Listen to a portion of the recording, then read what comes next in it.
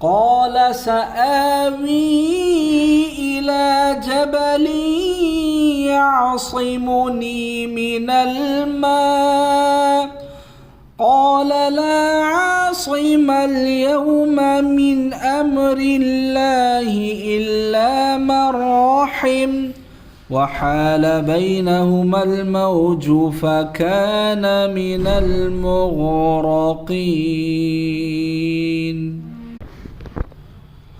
وقيل يا أرض ابلعي ماءك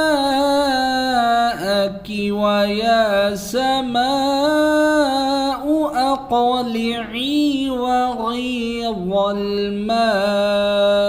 وقضي الأمر واستوت على الجودي